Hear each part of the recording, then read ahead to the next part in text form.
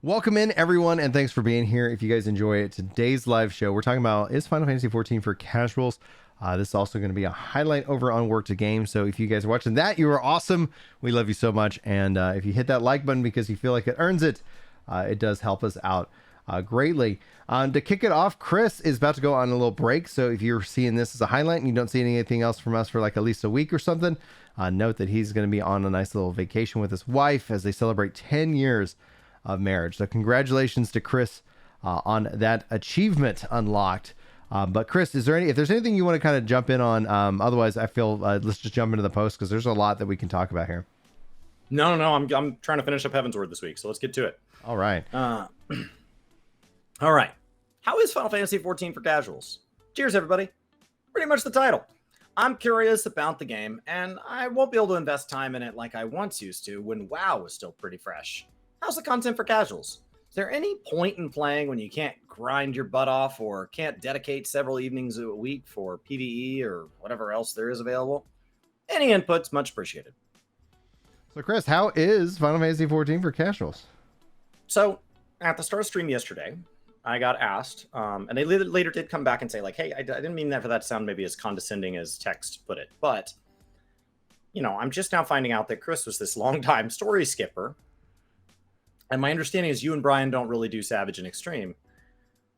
So what were you doing, Chris? Like, why are, like, if you don't like the story in Final Fantasy XIV and you don't do Savage,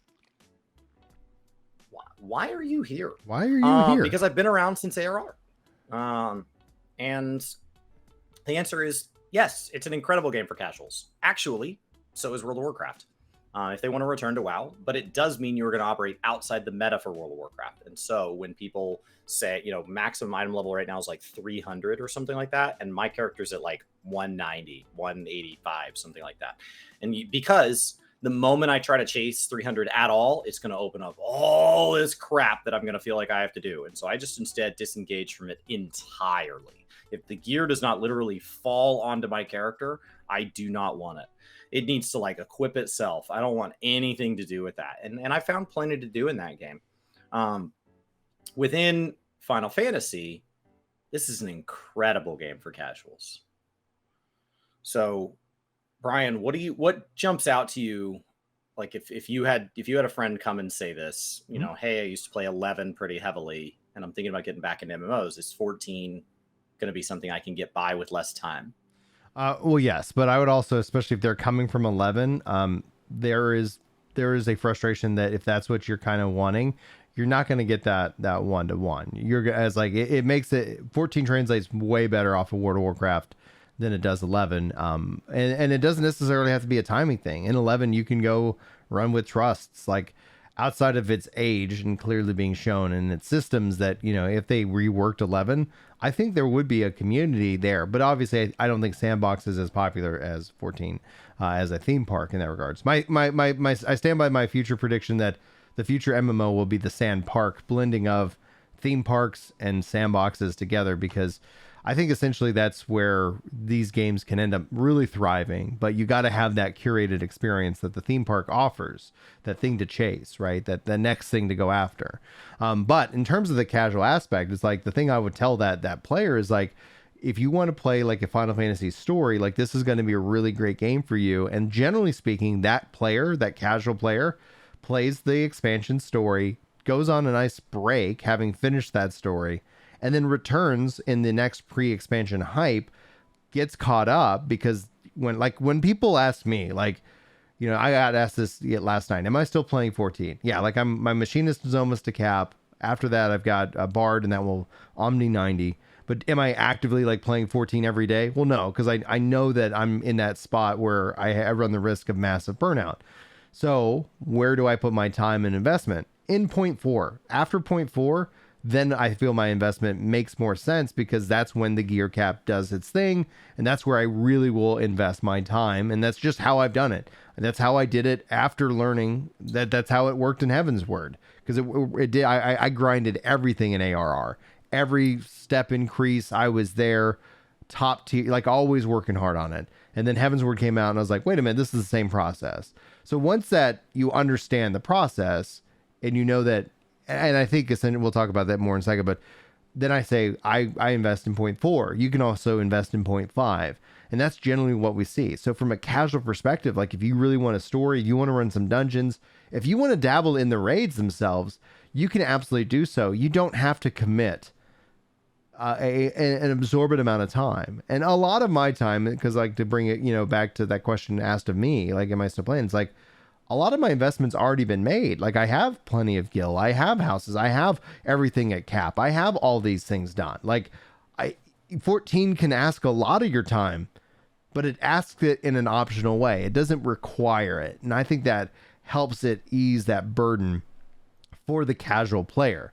Now, also at the same time, we got into discussion last night about the mid core of the game itself. I think the game has, you have ultimates and savage. You could maybe count extremes. Extremes can kind of blend that line. But we talk about the mid core, and Chris actually brought up that, like if you think of like Eureka and Bosia, like those are really excellent mid core pieces of content. I absolutely agree with his point on that. But essentially, then I say Final Fantasy XIV is excellent for the casuals. I think it's excellent, and it doesn't need to change. And actually, it is changing, making it even easier, so that if you're kind of not wanting to step in with other players, that it works well. Its weakness in that area is it doesn't allow for hybrid groups. So if you and your friend are playing together, 14 struggles in that capacity because it has the casual solo player. And if you have a team of three other friends, you're going to be just fine. But it's in that, like, me and my buddy are trying to play this game. Me and my daughter are trying to play this game that 14 is currently lacking for the casual market. So yes, it's for casuals. It's getting better. I hope that it still improves in that area, but that's my answer. What do you think? I mean, I think Deep Dungeon is the answer to that. In January, we'll get our 3rd Deep Dungeon. Deep Dungeon you can do with 2s. Do whatever size you want, really. So up to 4. I think that this game is phenomenal for people that want to get exactly what they want out of it and then leave. Because one of the things that Final Fantasy XIV does is the updates are incredibly regular, incredibly predictable. So you know exactly when and what will be in every patch and when it will be here. And the surprises are there in like the specifics and all that. And we get really hyped on it as a community. But if you know there's a particular piece of content that's your thing, you kind of know whether or not a patch cycle is going to have it in it. And the patch cycles are 4 months long exactly. And so you can say, okay, well, cool, I got 4 months. And so then I'm going to go bail and do this. You also know how far behind you are. So like, how much do I have to close up? You know how many patches there are and typically how much story is per patch. Nothing's really tied to anything else. Current WoW has gotten to the point where a lot of systems have become integrated because that's what people asked for. The original request was, wouldn't it be cool if I got progress towards thing A while I was doing B? And that sounds really good until they're linked to each other. And now you realize, oh, wait, I only like A or B. And now I have to do both. Mm-hmm. And so you end up spending part of your time in content that you didn't intend to have to do. So for the player that likes every single aspect of WoW, current expansion probably feels relatively fine. Give or take some balance and some execution choices. But the moment there is one piece of content you don't like, if it's linked, you're still doing it. And Final Fantasy doesn't really do that. Right. On the other hand, the downsides of WoW, since Brian kind of mentioned what he kind of thought the hard part on selling somebody that's, wondering, is 14 good for casuals, is this game has an enormous requirement compared to games like World of Warcraft or Destiny, or maybe not Destiny as much, or like Guild Wars, where the narrative element is something you could largely ignore if you wanted to. Mm-hmm. The narrative element is the driving force behind this game. They design it first, and then the content falls behind it. As somebody that the narrative is not why I play MMORPGs, I played this game for many, many years, utterly ignoring it, but that doesn't mean I wasn't doing it. So when I say I was a story skipper, I played the game back before they even sold story skips. So what I meant was I was using my escape key. And that means you still have to do it. And so if there is a quest that says, hey, I want to talk to you for a bit, escape, cool, can you go over there and talk to Brian? And then you go over there and Brian goes, hey. Skip. Cool, can you go back and talk to Chris? And then you come back over, hey, skip. All that effectively turned into was a walking simulator, and not in a good way. The handful of those that have been done well over the years. It's not. And so like the story is really lackluster and can't be done with friends if you're not engaged in the story. A lot of people do find the story very, very rewarding. I encourage people to give it a shot.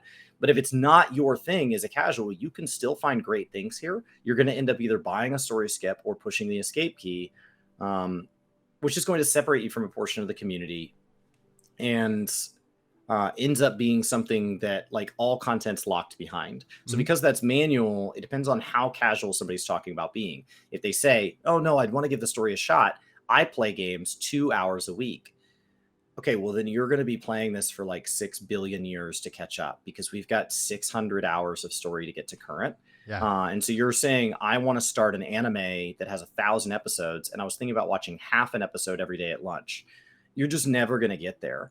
And so I do want to kind of warn people, and you just have to decide where that's worth. For some people, they flush $15 down the toilet every day. They do. Some people have very strict budgets on what they spend on entertainment, in which case paying a subscription and not getting your value kind of stings. Not to derail this topic, because this actually needs to be something you and I sit down and discuss at length, in its own topic in the future. But it's one of the things where it's like, I would love to see 14 also offer an additional payment method in which that instead of just being sub $15 a month, unlimited access, or you can buy 250 hours of gameplay for X, and then you use the hours. And that system already exists in 14. It exists in the world, but like obviously I think Square Enix likes that guaranteed $15 every month. But I think essentially, as we look at what is the future of subscription-based MMOs hold, I think that would actually, like, that value, imagine buying a bundle of, like, you want to play and you want to play 2 hours a week, like the subscription model doesn't work for you in this game, like, and beyond that. But imagine like, oh yeah, I can definitely clear this game in 200 hours. Let me just buy that as a bundle. And as I play it, when I have time, because I know a lot of people in the military, a lot of people with like different, they're in different life, hey, like I don't have internet 6 months out of the year and I can't tell you why. Okay. It's like, yeah, I get it, but it'd be interesting. But I would love to go and play and do this whenever I have the opportunity. So I think there's options there. But to your point though, like on that, like, yeah, I would say that 14 isn't, based off its business model, the game for you outside the free trial. I was like, free trial, stick with it. Free trial's massive. And it's weird because it's like, never hand Square Enix money. Like, that's the answer. Like, I hear so many people that are like, I love this game, I'm going to go ahead and get it. And I'm like, how far are you into it? Like, I'm level 30. I was like, it sounds weird, but don't. Like, don't give Square Enix the money. Get to Heavensward and you'll really, really be happy. But a lot of people are like, oh, wait, now I'm locked into a sub? Anyway, on that note, like, I do want to like kind of talk about kind of the midcore itself, because like I see a lot of people debating in chat, like, what is midcore? And to describe like what I think, because 14 has the midcore piece of content that might vary based off your life experience. But the thing that I tell you, that if Yoshi P came out on stage, I would cry if he made this announcement. But if you look at the content in like Eureka Bosha, that kind of mindset, and they're like, hey, we're breaking that off the instant servers, we're bringing it into just the core game, and we're going to let that kind of play out in the open world for you guys who want to do it. And guess what? We're going to make a rotating zone, kind of the zone that y'all want to be playing in, every week, and it's just going to be a little bit different, and there's going to be cool rewards tied into it. Like, that would be such a beautiful piece of midcore that takes advantage of the whole game, that really integrates the whole game itself. And that's where it's like, one of the things I've also talked about is the idea that, imagine if you brought in the grand companies in a unique way, that you're not fighting each other, but the more that you do in Zone Y, like, we're going to let you fly your banners for the Twin Adder in this zone for the next week or something like that, like, as a way of just kind of like, all right, like, taking advantage of the systems and the core gameplay loop, while at the same time not making it about rating, and at the same time not making it about story, but just making it about like, yeah, hey guys, let's all just go hang out in the Ruby Sea for a while. No reason, and then it's like, oh yeah, guys, like it's like you could end up basically kind of using in-game systems to make your own fun, and that scales to you as a player in difficulty. But that's just kind of where I end up falling, where it's like, I think there's definitely some more room for improvement that the game could make, that's beyond story and beyond rating. And that's what I kind of start to look at. How do we define and improve that midcore? Chris. So you asked a question, what is midcore? And then you gave some examples, but to kind of define it. Yeah. It's, in my mind, it's the half step between hardcore and casual. So something that I can just engage in and just go hang out somewhere. Island Sanctuary, Golden Saucer, just kind of like a large portion of just like leveling alts, all of that, the act of getting through story, that can all be done very casually. It Mhm. takes a lot of time, but it can be done very casually. And actually, in my mind, large portions of relics, especially once relics become old, become very, very casual. If you want to start working on your Heavensward relic now, and you're willing to just kind of chip away at it and do a little poetic grinding through like an MSQ roulette a day or something like that, it's very, very, very casual. Just get there at your own pace. You're not holding anybody else back. And hardcore content is where you need to step up or get out of the way. And that is content where you have to perform at a certain skill level or not do it. Mhm. And so you start to get into this typically 8-man content that is very challenging and meant to be challenging. And we have different difficulties ranging from extreme up to savage to ultimate. But ultimately, like if you're just showing up like, yeah, I didn't really watch any guides, I haven't played in 2 months, I don't know my rotation, I don't even know if I have good gear, you don't belong there. It's going to begin asking things of you, and it's somebody who says, okay, I want to know more about this game, I want to get better at this game. And so that's what I would kind of group into hardcore. But within those, there's different levels, right? There's Yeah. people who are just playing the game. Oh, I just kind of watch the cutscenes and like it. And there's people who are nerding out about this, but casually, but they're like having Yeah. deep conversations about Aetherites over on like Eorzean Archives or something. Versus hardcore, there's people who are trying to get world first and be literal perfect parses, as opposed to, yeah, I'm clearing Savage, but like I'm clearing it at the pace that I'm clearing it, and I'll get through it when I get through it. And so I think within both those there are striations, but what struggles is that there is a gap, and that gap can feel like, you know, just one of those little relief lines in the sidewalk that stops the cracks from spreading from one side to another, or it can feel like this huge canyon. But what ends up happening is you finish with your time on one side at whatever level within hardcore, whatever level within casual you are, and you realize I want to spend some time on the other side. And the jump to the other side feels totally foreign. If a Savage Raider decides today, I've skipped story the whole way through, all the way to Endwalker, and I hear it's good, I'd like to go back and get started in the lore, it is a ton to get into. Hey, what is all this golden saucer stuff? It is a ton to realize, oh my God, I haven't even been playing this game. This is like a totally different game. And same with the other way around. I need to have done all my beast tribes. I've done all my relics. I'm having a blast in the game. I've been playing casually. I'd like to try Savage. Is P5S really that hard? Compared to what you've been doing, yes, it's a monstrous step up. I'm not saying you can't make it, but you've got a lot to learn very rapidly to make the jump. And where the game struggles is that transition. The things that help encourage a casual player to grow and mature at their own pace while holding them accountable.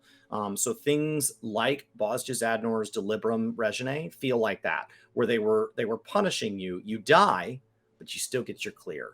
But you die. And so like tying things to where you can feel yourself improving, you can feel yourself learning, and you're taking steps so that day you do decide to do Savage, if you ever get there, you don't have to, it doesn't feel so scary. Or I think class quests are something that kind of works backwards from the other way. As Savage players, what encourages me to go give Island Sanctuary a shot? What kind of baits me in and says, hey, there's kind of a challenging component to this. Could you go master that? And so midcore tends to be where it struggles. I think things like deep dungeons are great examples of midcore content where you can take them casually. You could go get your Necromancer, Reaper, whatever title it's called. That's insane. And it just functions. Right. And so, but it scales. And that's one of the things that I've brought up numerous times, especially in that regards, when you start looking at these stair steps, and it's like, how can they create content that helps continue to kind of push against the player? We talked about this obviously with like education ends up helping, but what ends up happening, and we saw this happen in Stormblood quite dramatically, where the game was, you're like, everybody's just like, man, they're cruising along, and then all of a sudden they hit, you know, the final boss of that, and then it's like really difficult, especially for a while. You know, it's like all of a sudden it's like, wait a minute, like I thought it was good, and then it turns out like the game wasn't telling me anything. I wasn't getting feedback in anything that was there. Deep Dungeon's a great example of midcore. That's why like when Chris on the stream yesterday brought up Bosja and Zadnor, I was like, yeah, that's it. But what I look at, and what I dream of, is like integration in terms of the whole capacity of the game. And we're seeing Yoshi P do these things. We're seeing them with the trust system being brought into the core of the game. Like, that's why I have hope for the future. We were talking about this last night. Like, there's a couple things that, like, for me personally, I think that depending on if the Criterion dungeons just absolutely hook me, awesome. I'm going to be excited. I don't have the expectation that that will happen. And I have been talking, just like, it could be beneficial for me, having covered this game for 13 years, to go ahead and just take a break, to sit down and say, like, yeah, I've got everything to 90. Yeah, I've done the stuff that I've wanted to do. I've made the guides. Let me just take a couple patches off and literally come back and be excited again, rather than like, okay, yeah, I did the raids. Yeah, okay, yeah, this is the cycle, etc. So there could be some health, and that's what we always encourage people to do in that regards. But if Criterion's exciting and I can't pull myself away from it, I'm not going to. It's Crystalline like, Conflict. Yeah, Crystalline Conflict is amazing. It's amazing. Yeah. You can do it casually. You can take it incredibly hardcore, and it scales to where you want to be. And we have a casual version of the new dungeon system, right? That kind of story, choose your own. And we have a savage version, which is meant to push you into the ground. Yeah. But that Criterion, that middle step, that is your literal midcore. Yeah. And the question then is like, what I don't know if it's going to do this. We don't know the full details, but the hope would be is that you have a system that, like, oh, you run it and then it actually gets stronger against you. So you end up finding that perfect balance. One of the reasons why I do not define our current dungeons as what I would call midcore, I don't define them as midcore. You play through them a couple of times and then there's no, like, it does not scale to you. It literally becomes like that chore, which I was like, that's unfortunate. But Yoshi P talked about how with Criterion, you can bring in more player choice. It sets the expectation that you could go a couple different ways. Even with the variant version, you can still attack it from one, like you could choose 1 to 2, 1 to 4. You can change your job. Like, a lot of these things are the personification of feedback that the player base has given them. Because, like, I don't know if you've ever been like me, but I remember one time back in the day when it was really hard to get a tank before they made all the tank changes. Whether you agree those changes were good or bad, that that's a discussion for its own topic. But one of the things is like, gosh, I have a tank. We're sitting here waiting for like 10 minutes and hoping that one slots in. It would be so valuable if I was like, all right, guys, I just got the tank. Let's let it find us a DPS. Let's pull that in here overall. So, like, I'm excited for that as a midcore. I'm excited. Like, I am kind of like, I'm excited for Deep Dungeon in terms of that. I don't know if it's going to be something that it's like, man, it really depends on the kind of system. So I am looking for reasons to be like hopeful for the cycle. I do think that 7.0 it should be, I think it's going to be fairly significant, from a narrative perspective. But outside of that, like I see myself shifting more and more casual than I see myself shifting more and more hardcore, in the game in its current state. So Raul says, if you compare it to other games, nothing's hardcore. I think, because of the amount of time, I think time on its own is not a real thing for me. Like, if they just like Housing Savage was time, there's nothing hardcore about it. Like, you just click the sign. And so, like, Relics, for example, I really struggle to label hardcore outside of things like Deliverum Savage, Baldesion Arsenal, things like that. Because ultimately, playing 1 hour a day and not playing well will still get you the relic. And so you do not have to be good at it. Mm-hmm. You can optimize anything, but you do not have to be good at it. And so I don't think time alone is a good measure. I think it's a factor, but it's not a good measure.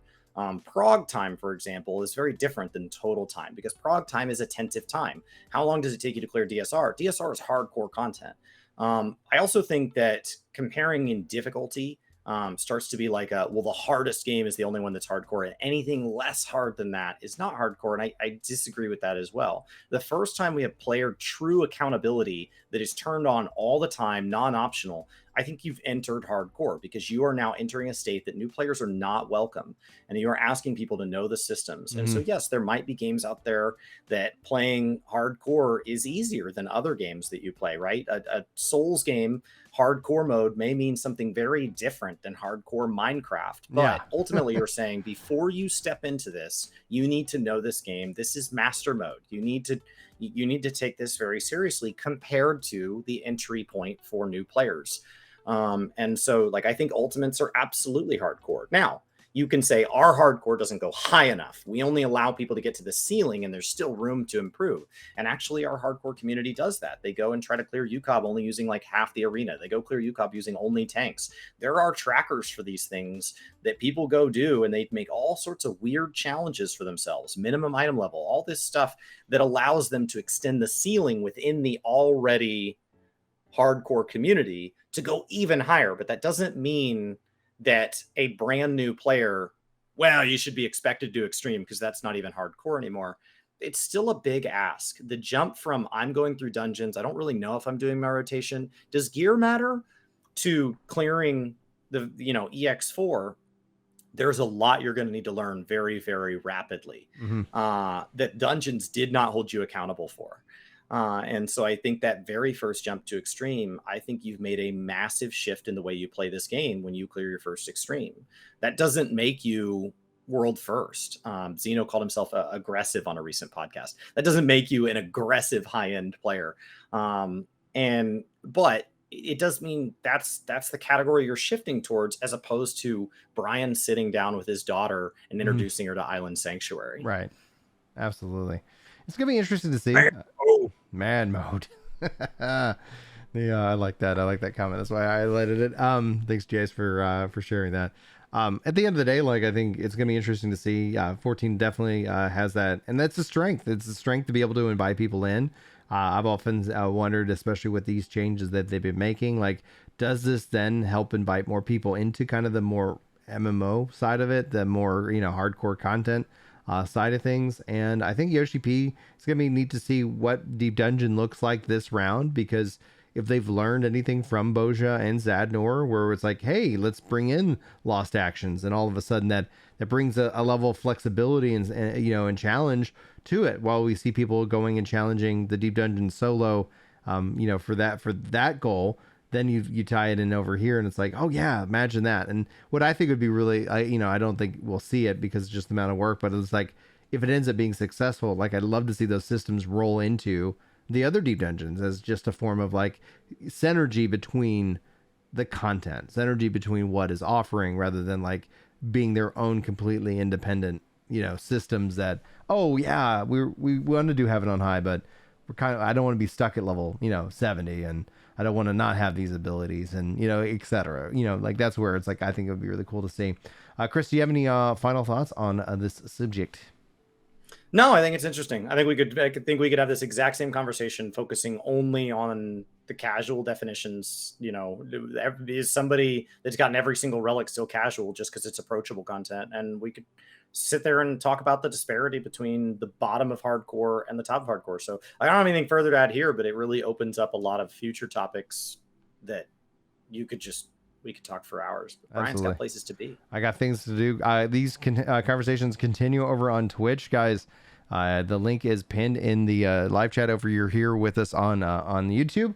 Love it if you go hang out with Chris as he does some more 3.4, right? 3.4 today, 3.5 and 3.55 tomorrow. And then when I get back from vacation, we'll be jumping into like some missing class quests, maybe Alexander. I don't know what all we're going to do. And you can absolutely, let's get a shout out for Chili over on Twitch as well, for Moogle Go Round Radio. He says, for myself, it's like Cole Evick's also hanging out here on the YouTube side. So we've dropped his link as well. So please be sure to do that and go follow these. I reacted to Cole the other day. What's up? I reacted to Cole, and I'm going to clip it together with some other reactions. Oh, excellent. The other day. Excellent. I like his stuff. Oh yeah, dude. Cole does a great job. On that note, guys, that is the show for today, the live show. We will be back sometime here in 10-ish days. I'm looking at the wrong buttons here. And there we go. All right, we'll be back here in around 10-ish days ish. Thanks so much, guys, for being here. We love you faces.